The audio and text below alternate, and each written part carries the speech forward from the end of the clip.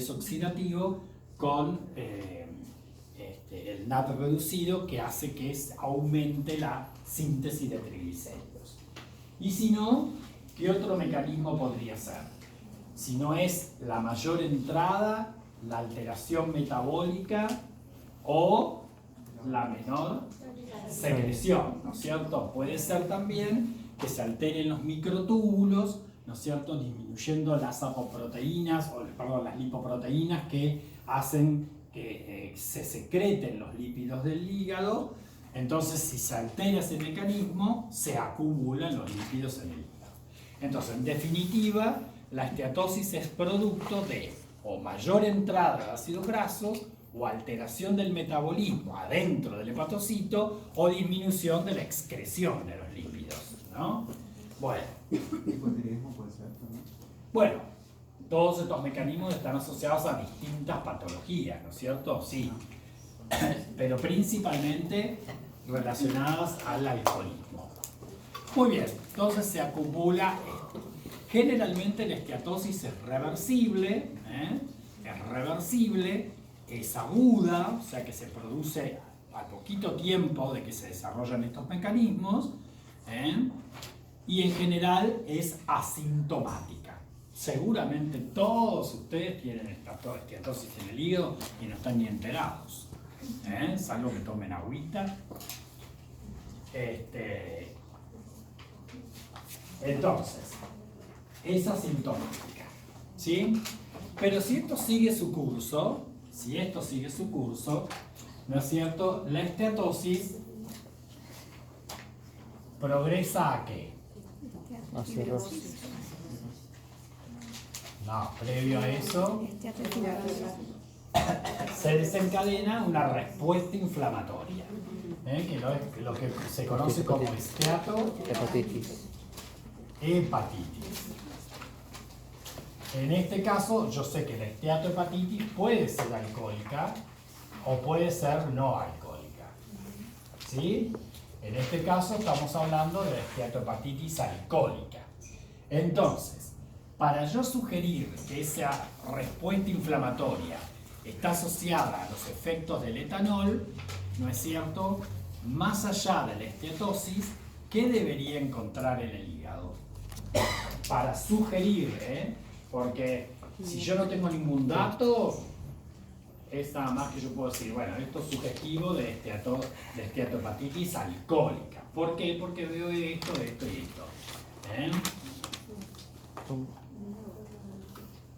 Bueno, ¿ven? Yo ahí veo otro campo con esteatosis, pero fíjense que además acá empieza a agregarse un infiltrado inflamatorio, especialmente en el intersticio, ¿sí? Bueno, es importante buscar ese infiltrado inflamatorio y ver a predominio de qué. Si nosotros pensamos que esto es producto del etanol, lo más probable es que esa respuesta inflamatoria sea, ojo, ¿pueden haber linfocitos? Sí. ¿Puede haber algún macrófago? Sí. Pero predominantemente es neutrofílica.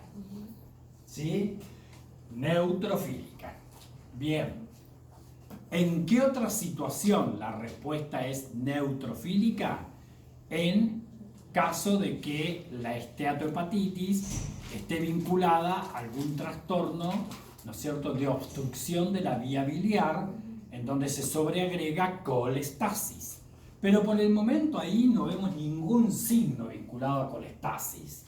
Por eso yo les dije cuáles eran los signos que había que buscar para la colestasis. Yo en este campo yo no veo la vacuolización, macro-microvesicular, y veo una respuesta inflamatoria que me parece que es predominantemente neutrofílica. ¿Sí? ¿Qué otra cosa voy a buscar? Bueno, si bien no es patognomónico, es bastante característico, que son los cuerpos de Mallory-Denk. Bien. Con sustancia hialina alcohólica. Eso está constituido ¿por qué? Los cuerpos de Mallory-Denk, ¿a qué se deben? A filamentos intermedios. Están constituidas por Filamentos intermedios. citoqueratina, citoqueratina 8 y 18. Perdón. Bueno, acá lo mismo, ¿no es cierto? Esteatosis con infiltrado. Y acá, ojo, que empieza a aparecer sutilmente, esto es un tricrómico, ven cómo el colágeno o la fibrosis, en patrón chicken rye, que es el alambre de gallinero, empieza a aparecer en el intersticio. Ojo con eso. Bueno. ¿Cómo es eso? Fibrosis, fibrosis en el intersticio, en patrón en gallinero, en alambre de gallinero o chicken rye. Bueno, acá para que lo vean con mayor detalle, ¿ven? El infiltrado, que es predominantemente neutrofílico. Predominantemente neutrofílico.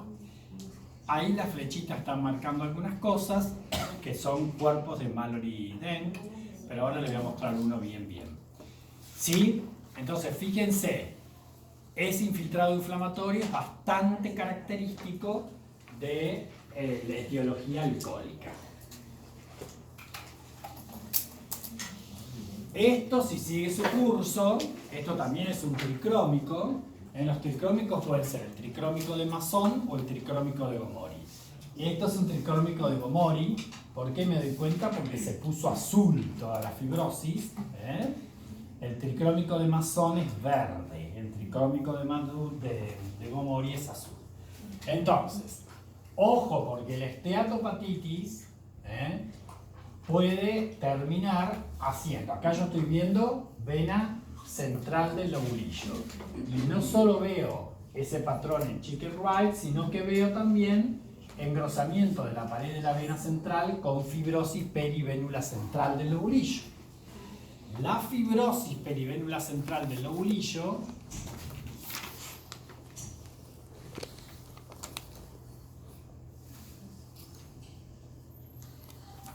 esto me está diciendo que este hígado va camino a la cirrosis. Va camino a la cirrosis. Pero, si yo dejase de tomar alcohol, o, no sé, me curara del virus de la hepatitis, o lo que sea, o sea, la causa que me está generando este estado de esteatopatitis, bueno, esto tiene chance aún de retrogradar. Pero una vez instalada la fibrosis perivénula central, eso me da a mí indicios de que esto no está yendo por buen camino. Si esto progresa, seguramente en el futuro se va a instalar una fibrosis difusa, con los rasgos que veremos dentro de un ratito. ¿A qué se debe la esteatohepatitis, la respuesta inflamatoria? ¿A qué se debe? ¿Cuáles serían los mecanismos básicos? Bueno, fundamentalmente es una respuesta a la peroxidación lipídica, con formación de especies reactivas del oxígeno y a la liberación de citocinas proinflamatorias vinculadas básicamente a bacterias que provienen del intestino, y a disminución de antioxidantes como la glutatión. Todos esos son mecanismos, pero básicamente la peroxidación lipídica con formación de especies reactivas del oxígeno son los que desencadenan, y esa respuesta a los lipopolisacáridos de las bacterias intestinales, una respuesta inflamatoria, ¿cierto? Mediada por interleuquinas, quimiosinas, TNF, etc. Bien. Disculpe, Acá, sí. no entendí lo de los lipopolisacáridos. O sea, en el alcohol. No. En estas situaciones, ¿no es cierto? Hay aumento de la permeabilidad vascular en el intestino con pasaje de bacterias y se responden los lipopolisacáridos de la pared de las bacterias con liberación de citocinas proinflamatorias. Entonces eso colabora en la respuesta inflamatoria. Bueno, acá vemos de cerca entonces un cuerpo de Mallory-Denk. ¿Ven? Esto es un hepatocito y esto que ven acá alrededor del núcleo, esto es un cuerpo de Mallory-Denk, que es un acúmulo intracitoplasmático eosinofílico correspondiente a filamentos intermedios de citoqueratina 8 y 18. Muchas veces mezclado un poquito con la ubiquitina. Muy bien. Estos son característicos de la hepatopatía alcohólica, pero no son patognomónicos, ¿eh? Quiere decir que yo que encuentre esto no quiere decir que la causa es el alcohol. Es un elemento más. Pero como casi siempre está asociado al alcohol, bueno, por eso en algún momento de la vida se lo llamó sustancia hialina alcohólica. Término que hoy no se utiliza demasiado. Porque se vio que puede aparecer en otros tipos de hepatopatía. Bueno, entonces, a partir de la fibrosis perivenular central, bueno, si esto sigue su evolución, tenemos que empezar a buscar la fibrosis. Esto termina en fibrosis, ¿no? En un estadio, que es como se conoce ahora, que puede ser avanzado o no. ¿Qué sé yo? Un F3, un F4 es un estadio avanzado de fibrosis. Un F0, un F1, un F2 todavía es un estadio, ¿cómo se dice? Que no es muy importante, ¿no es cierto? No es incluso con chances de retrogradar. Por eso se está tendiendo a erradicar el término cirrosis, porque hasta hace poco el término cirrosis, que está todavía muy instalado, habla, cuando nosotros decíamos, ¿qué es la cirrosis hepática? Y bueno, es el estadio, decíamos, terminal de cualquier hepatopatía crónica. Ese concepto hoy no existe más. ¿Por qué? Porque se vio que hay pacientes, ¿no es cierto?, en donde esto que describíamos como cirrosis tiene chances, o sea, es un estadio dinámico, totalmente dinámico, que tiene chances de retrogradar, de revertir. Entonces, esto que es el estadio final, que no hay vuelta atrás, que es irreversible, hoy ya eso no se considera más así, ¿sí? Es cierto, cuando están muy instalados, si yo tengo un F6, que es lo peor, lo último, bueno, es cierto que eso es muy improbable que revierta. Pero bueno, hay adelante otros estadios que tienen que ver con la fibrosis y que tienen posibilidades de revertir. ¿A qué se llega? ¿Cómo se llega a esto? ¿Cuáles serían los mecanismos que nos llevan a este estadio terminal o final de una hepatopatía crónica? Porque recordemos que la cirrosis, entre comillas, puede estar vinculada al alcohol, pero también puede estar vinculada a cualquier otra hepatopatía crónica. ¿Qué sé yo? Un déficit alfa-1 antitripsina puede terminar en cirrosis. Una alteración de la vía biliar crónica secundaria puede terminar en cirrosis. Existen enfermedades autoinmunes que pueden terminar en cirrosis, como la cirrosis biliar primaria, que rara vez llegamos a la cirrosis, pero se llama así. O la obesidad o la esteatopatitis no alcohólica. En el caso de la esteatopatitis no alcohólica, los hallazgos son similares, histológicamente hablando. Sí es cierto que en general tiene vacuolas más pequeñas, en general, a veces predomina mucho más la fibrosis portal, ¿no es cierto?, que la inflamación, y en la inflamación predomina el mononuclear versus al neutrófilo, en la esteatopatitis no alcohólica, la que nosotros vemos generalmente asociada a obesidad o a diabetes, o sea, fundamentalmente a lo que conocemos como síndrome metabólico, síndrome metabólico, cuya base patogénica es diferente. La esteatosis en sí, no alcohólica, tiene como base patogénica la resistencia a la insulina. La resistencia a la insulina. Y después la respuesta inflamatoria, la esteatohepatitis no alcohólica, tiene como base generalmente el estrés oxidativo, al que colabora la disminución de la autofagia y la disminución de la secreción de adiponectina. Pero hay dos golpes patogénicos importantes que son la resistencia a la insulina por un lado y el estrés oxidativo por el otro lado, ¿sí? Que terminan generando esta respuesta esteatohepatítica no alcohólica, generalmente acompañada de síndrome metabólico.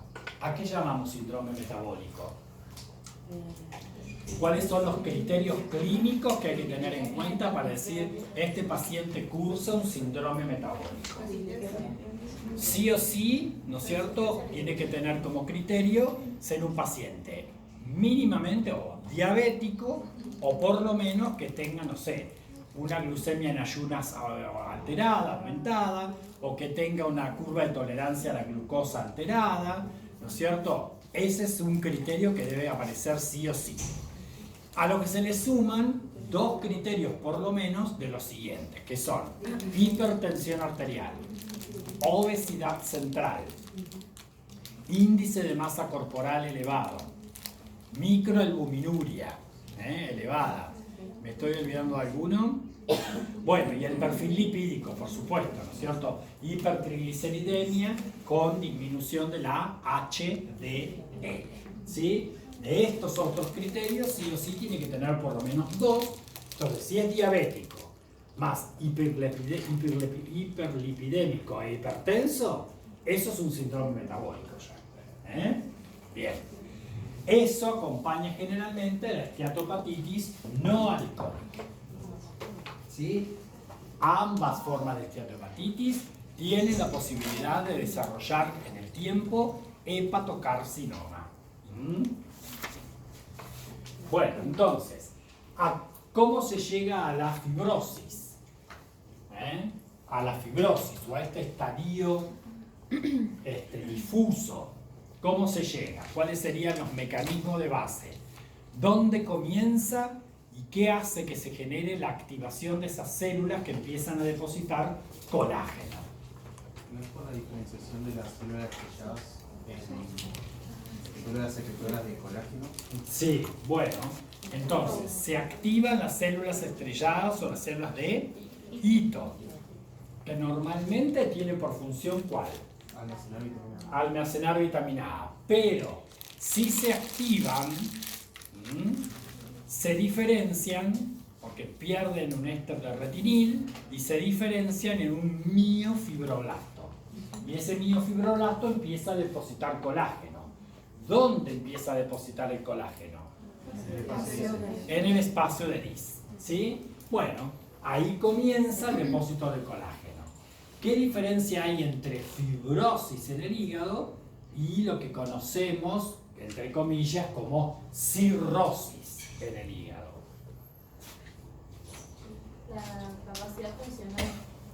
No, generalmente si yo digo simplemente hay fibrosis, bueno, la fibrosis es focal, básicamente es focal, y se expresa básicamente o en el espacio de Dis, o en el espacio porta, o en el intersticio, etc. Si yo estoy hablando de la fibrosis que tiene que ver con este estadio de cirrosis, ¿no es cierto? Primero debe ser difusa. Difusa, en todo el hígado está ocurriendo eso, no en un área del hígado, o subcapsular, o qué sé yo, todo el hígado. Difusa. Y por otro lado, ¿no es cierto?, va comprometiendo y expandiendo los lobulillos, ¿no es cierto? La fibrosis esa va ocupando el lugar de los lobulillos hepáticos, ¿sí?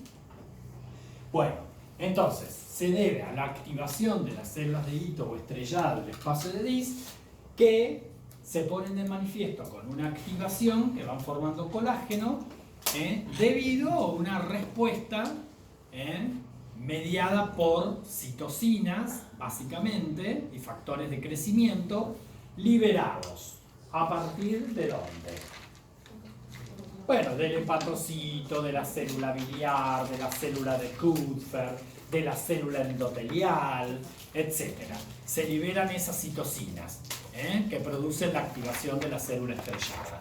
También hay una destrucción de la matriz extracelular, un efecto directo, tóxico, etc., que colaboran, ¿no es cierto? Muy bien. Expresándose en primera instancia el receptor beta del factor de crecimiento dependiente de plaquetas y también el factor de crecimiento transformante beta, que son los primeros que se expresan. Bueno, muy bien. Entonces esto va progresando y va generando, desde el punto de vista morfológico, esto. Esto es lo que nosotros conocíamos antiguamente como cirrosis de Lennec, que es el estadio final F6, porque hoy ya no se pone cirrosis en los diagnósticos. Nosotros todavía lo ponemos entre paréntesis porque a los médicos les cuesta sacárselo de la cabeza y si vos no se lo pones no entienden. No entienden.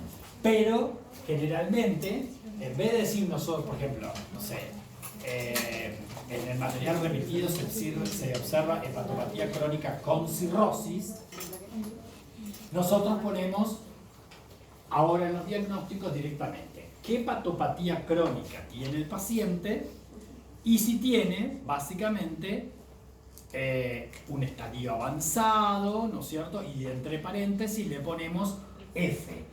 F0, F2, F4, F6, la F que sea. ¿Se entiende? Entonces, qué sé yo, supónganse, yo digo, hepatopatía crónica autoinmune, en estadio avanzado F5, sin actividad inflamatoria. Así saldría el diagnóstico hoy. Se coloca la F, que me indica el estadio, subrayenlo que pregunta del examen. Estadio es fibrosis.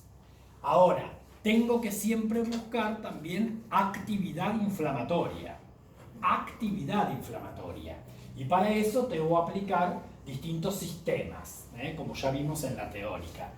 Actividad inflamatoria. Puedo aplicar casi siempre para estos casos, o sea, de hepatopatía alcohólica o no alcohólica, se utiliza básicamente el score de Nodl, el viejo score de Nodl, que después fue modificado por Isaac,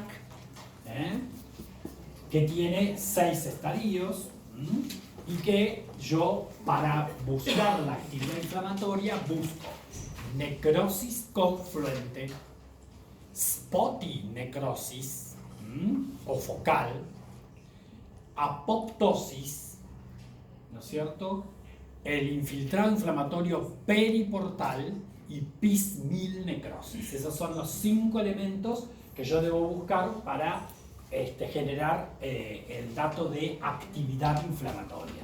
Se hace un score, el máximo es 18, y entonces después, de acuerdo al score, yo digo, tiene, no sé, mínima actividad inflamatoria, leve actividad inflamatoria, moderada actividad inflamatoria, ¿sí? Y los estadios se indican con la F. Perdón, ¿sí? profe, necrosis confluente focal. Necrosis confluente o necrosis focal, que es la spotty necrosis.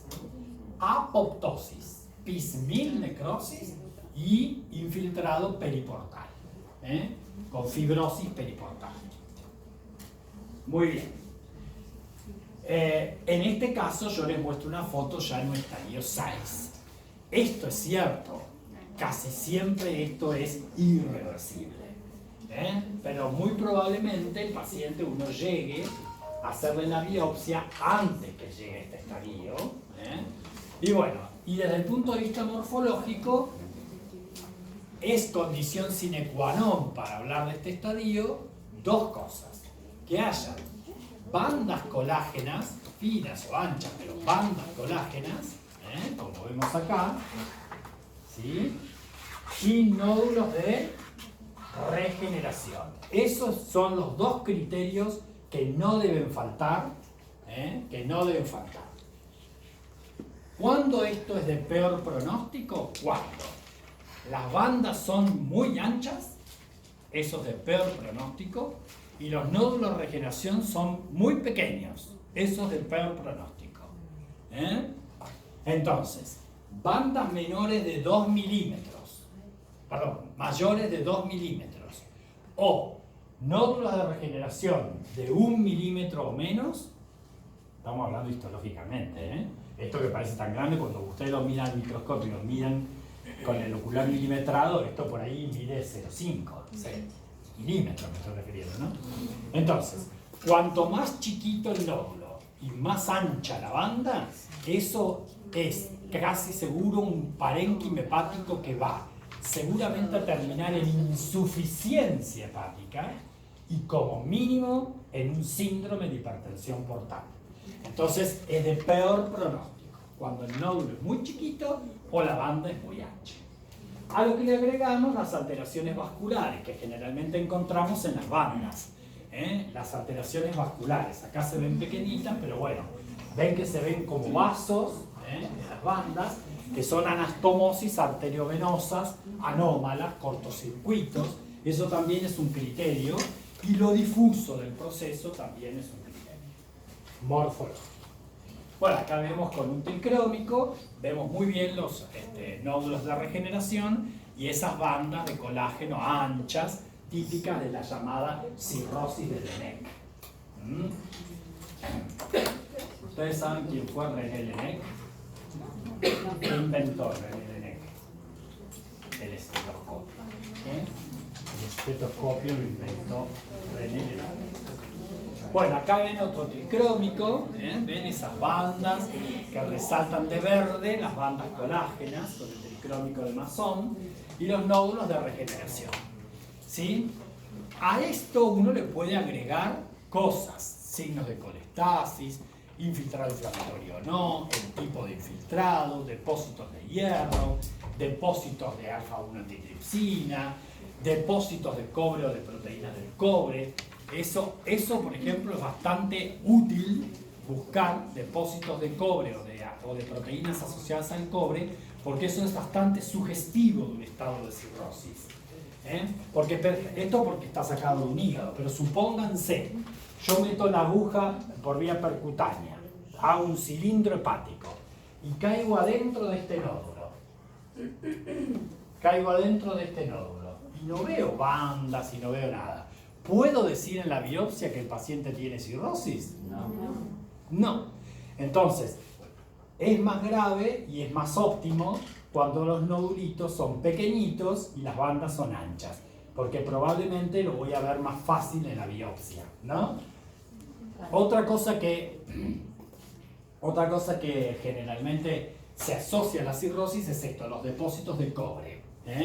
¿Cómo buscamos cobre en el hígado? Con rodamina. La técnica de rodamina es para buscar depósitos de cobre. Y la técnica de orceína es para buscar proteínas asociadas al cobre. ¿Sí? Cuando hay depósitos de cobre, generalmente también eso suele asociarse a, por ejemplo, a cirrosis biliar.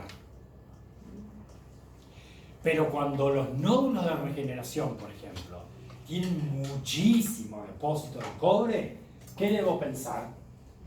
En la enfermedad de Wilson.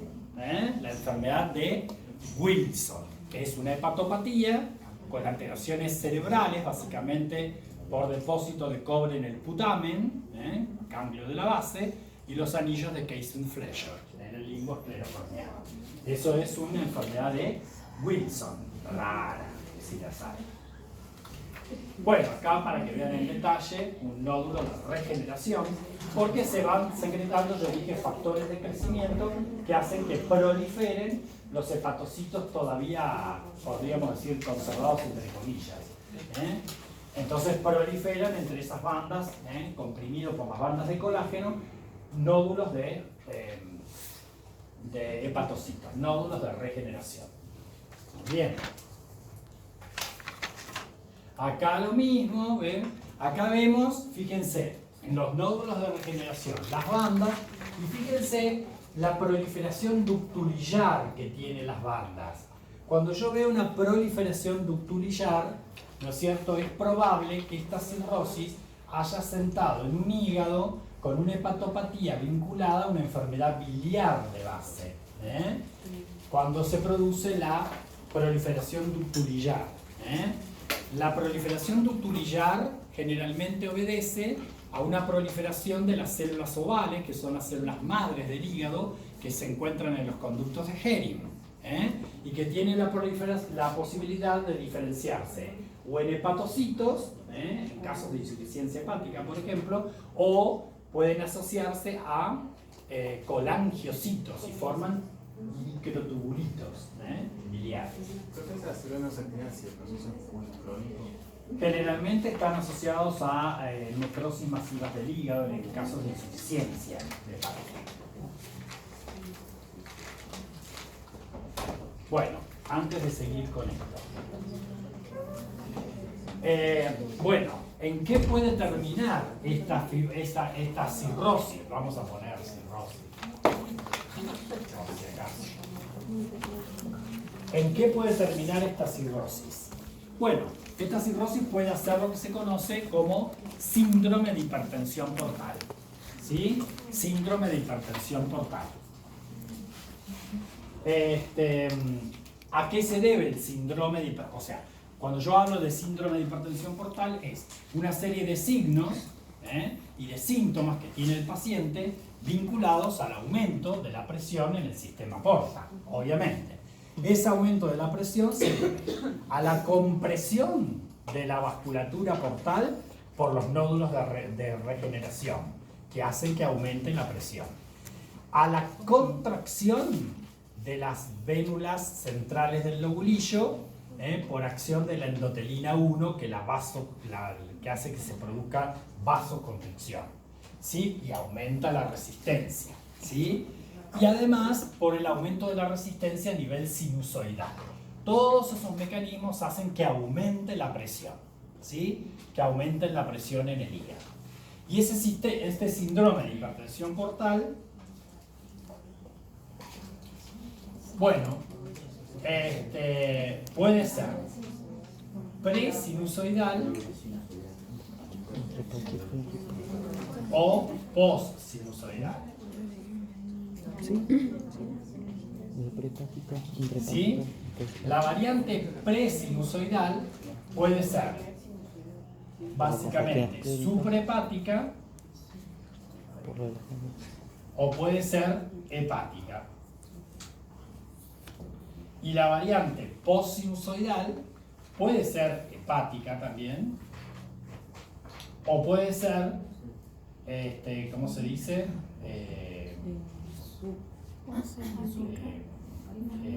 Poshepática.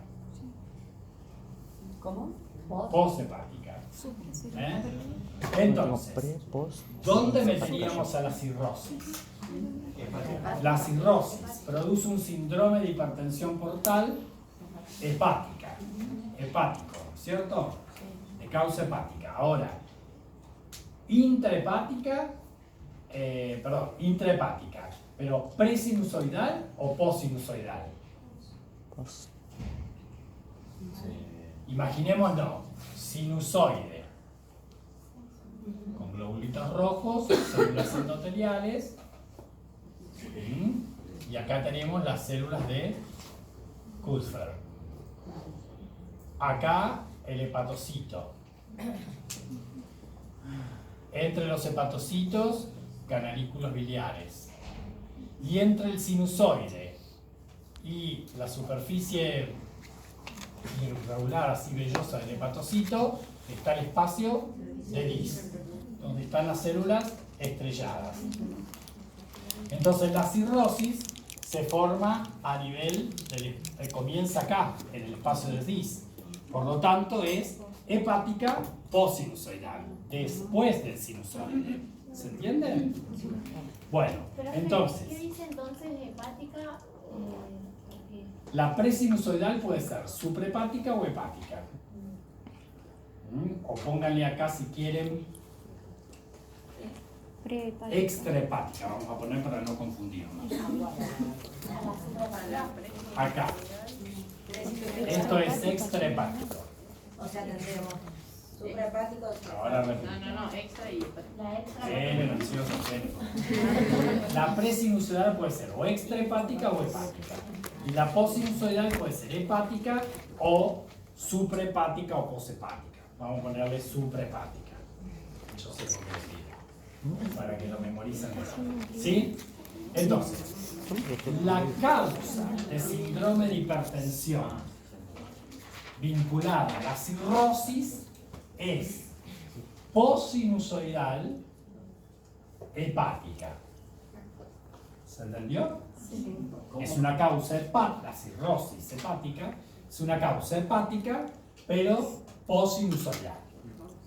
Porque si fuese hepática presinusoidal, las causas son muy raras de síndrome de hipertensión. Por ejemplo, el linfoma de Hodgkin produce un síndrome de hipertensión portal hepático presinusoidal. El linfoma de Hodgkin. Raro si lo hay en el hígado. ¿Sí? Por ejemplo, la enfermedad de Wilson también es de causa hepática presinusoidal. Causas raras, métanla ahí. Hepática presinusoidal. La que les vamos a preguntar es esta, porque lejos es la causa más importante de hipertensión portal, la cirrosis. Es hepática posinusoidal. Porque después, de causa posinusoidal, pero suprahepática, están allá arriba, en las venas suprahepáticas. Por ejemplo, el síndrome de Budd-Chiari, la insuficiencia cardíaca derecha, la pericarditis constrictiva, tumores que obstruyen la vena cava, suprahepático, ¿sí? Y las causas extrahepáticas, son, o prehepáticas si quieren, son todas las causas que llegan, que tienen que ver antes de que la porta entre al hígado. O sea, la cavernosis portal, la trombosis portal, la trombosis esplénica, etc. Esas son causas antes de llegar al hígado, prehepáticas. ¿Por qué es importante esto? Porque, por ejemplo, estas causas cursan con varices esofágicas y estas causas cursan con ascitis. Estas causas, que son las hepáticas, ya sea pre o post, pero hepáticas, cursan con varices y con ascitis. ¿Se entendió? Entonces, si yo tengo una causa que produce un síndrome de hipertensión portal presinusoidal extrahepático o prehepático, esas pueden cursar con varices esofágicas, ¿no? Todas las causas hepáticas, ya sean pre o posinusoidales, cursan con las dos cosas, con ascitis más varices. Y las causas que son suprahepáticas cursan solamente con ascitis, sin varices. ¿Sí? Bueno, las presiones que yo debo tener en cuenta es, acá tenemos el hígado, acá tenemos la suprahepática, acá sale la cava, para arriba, y acá tenemos la entrada de la porta. La porta se forma por la mesaraica mayor y la esplénica, ¿no es cierto? Las presiones que yo tengo que tener en cuenta son 15 centímetros de agua en la esplénica, 10 centímetros de agua en la suprahepática cuñada, que es la presión que yo tomo acá, con un catéter de Schwann-Ganz, ¿sí? Y si no, la presión por arriba, en vena cava, es 5 centímetros de agua. La que generalmente nosotros tomamos desde el punto de vista clínico es la presión suprahepática. Pero imagínense ustedes que yo tengo una causa prehepática, o sea, la causa está acá. ¿Se entiende? Aumenta la presión acá, en la esplénica, o sea, por encima de 15 centímetros de agua. ¿No es cierto? ¿Cómo va a estar? Porque acá está el vaso. ¿Cómo va a estar el vaso si la presión está aumentada acá? Aumenta el tamaño. Aumentado, o sea, se acompaña de esplenomegalia. ¿Cómo va a estar el hígado? Normal.